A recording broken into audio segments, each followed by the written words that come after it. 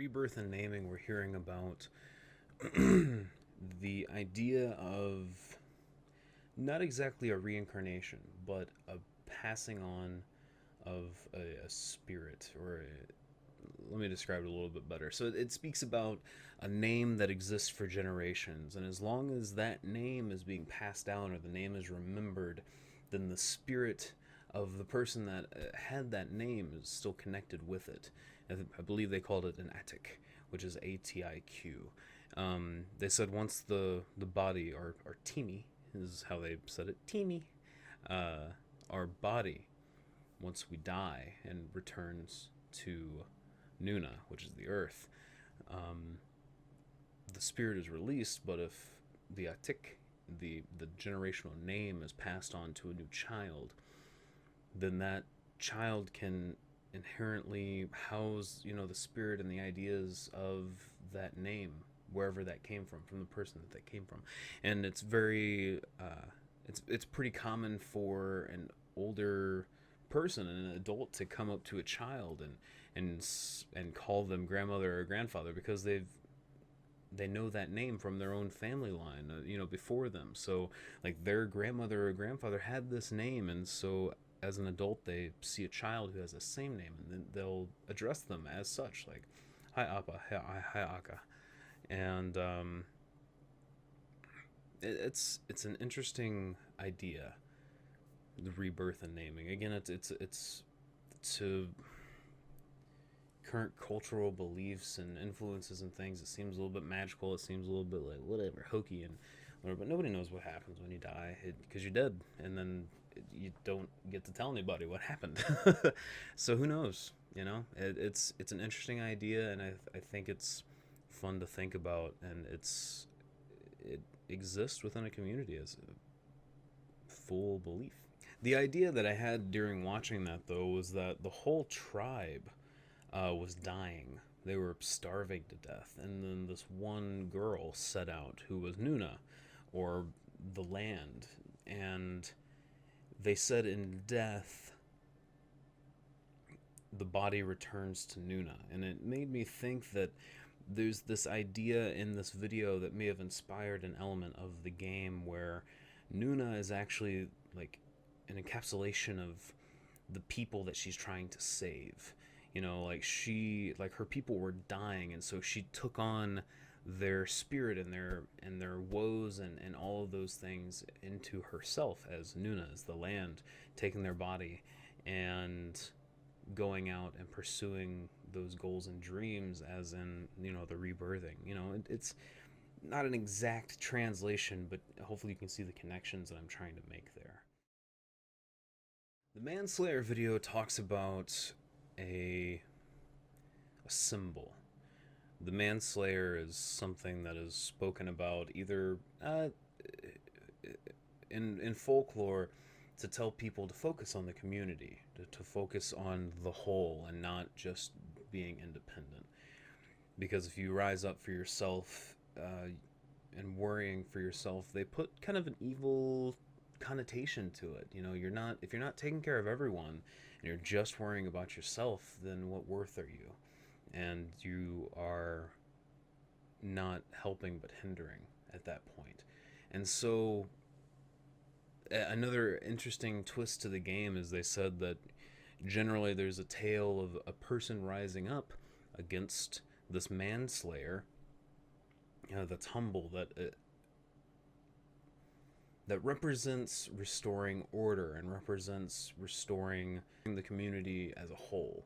And so that person, maybe, but that person rises up against the manslayer being that independent state of mind, breaking away from the group. And so that person that the humble person that rises against that sees that it's wrong, will come and claim order and establish a strong opposition to that in order to protect the community.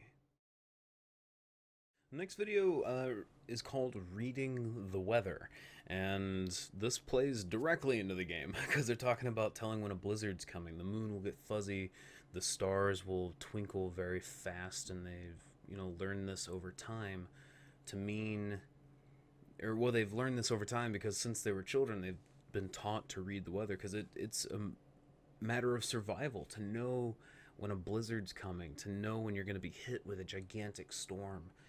So they have certain signs that they know that they need to watch out for and protect themselves, just like we were doing in game, and I was getting extremely frustrated with because I didn't grow up in Alaska, of knowing when those strong winds were going to come and help me push myself across the gaps when I would jump and things like that.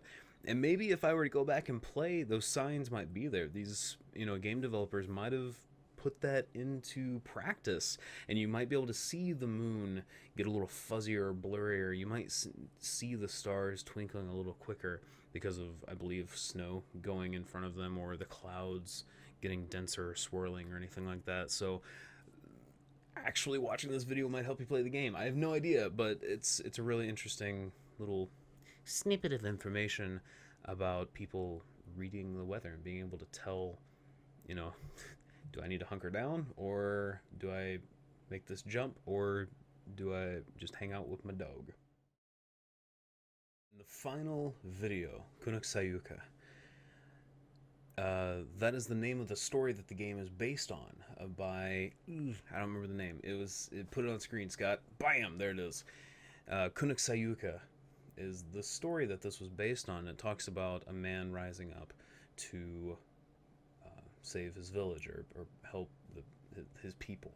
And so here they were saying that their story is about a young girl, obviously, that goes out to stop the blizzard that is hurting her community. And along the way, you experience a lot of the folklore that we've learned about in the documentaries here. And in the end, you go and find the Blizzard Man, who is an embodiment of an element within nature, is essentially what that is. They didn't say specifically if it came from the Inupiat folklore or culture at all, but for the sake of the game, that's what they ended up making, is like one unstoppable force. And so they needed someone to go and steal that adze away from him.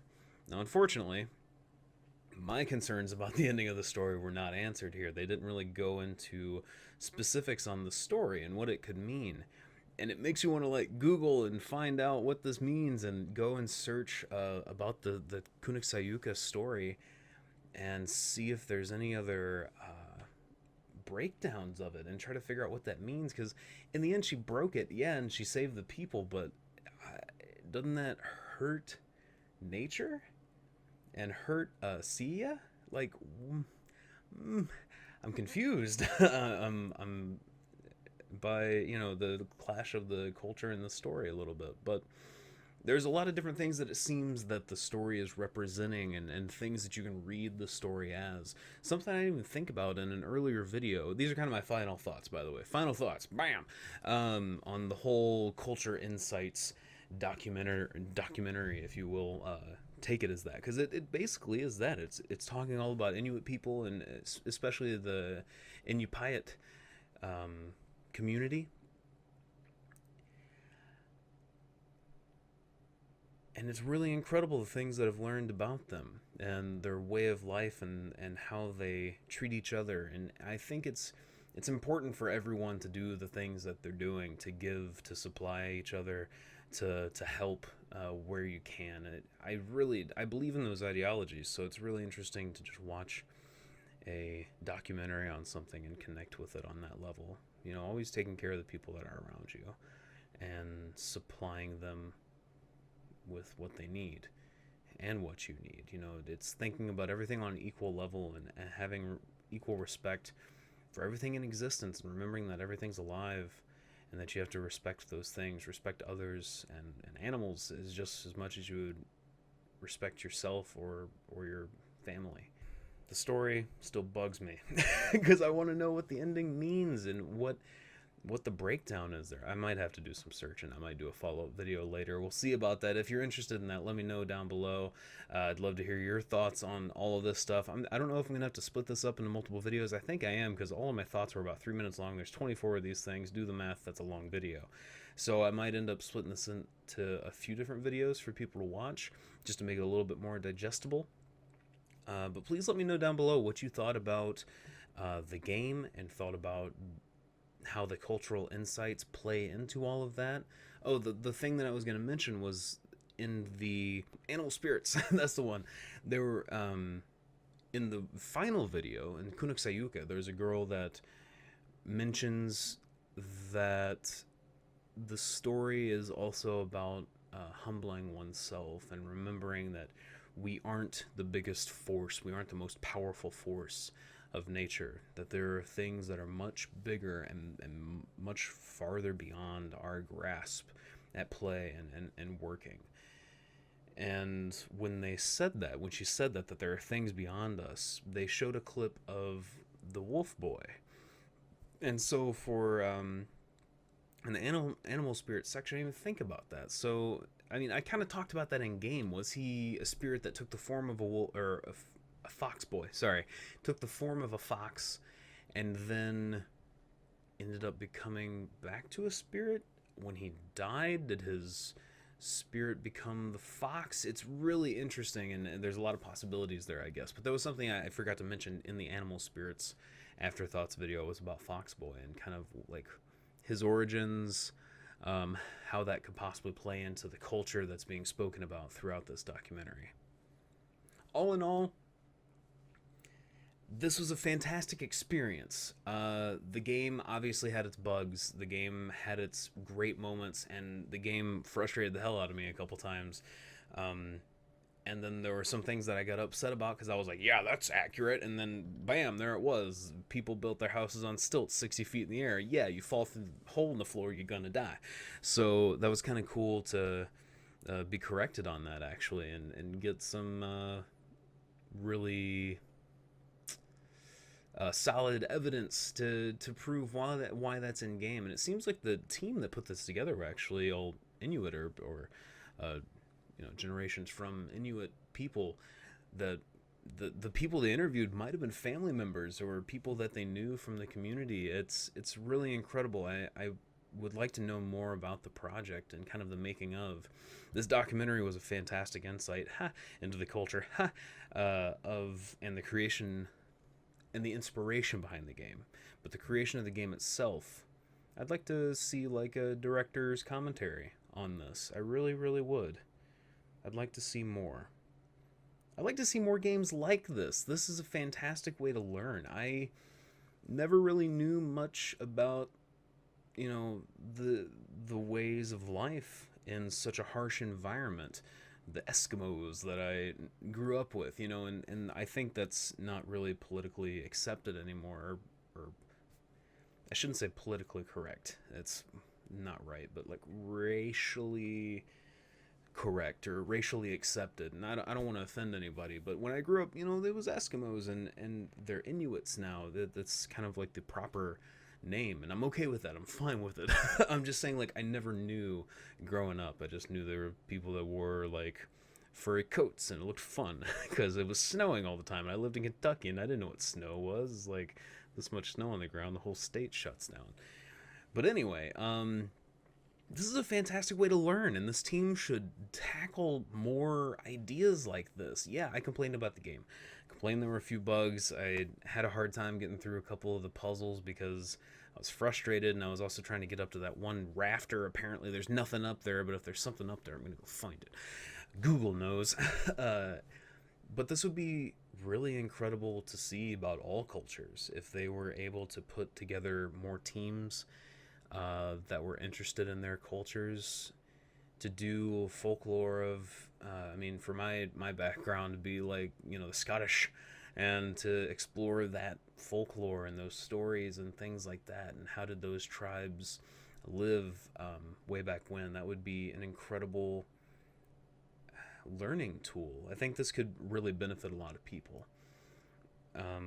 Whether you're just always willing to learn, like me, I love learning new things. That's why I have so many interests and hobbies, I believe, is because I just get wrapped up in so many things that I'm interested in. I learn so many things about a lot of topics, I guess. I don't know.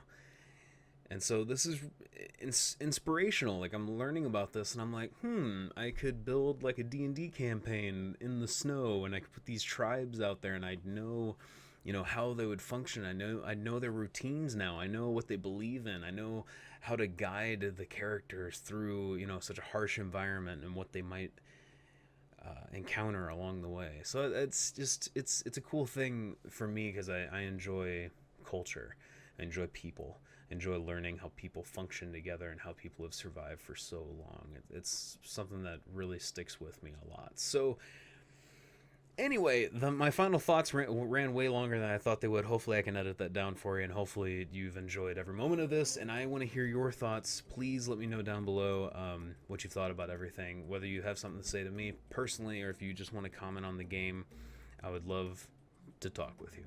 So if you like the episode, and leave me a comment down below.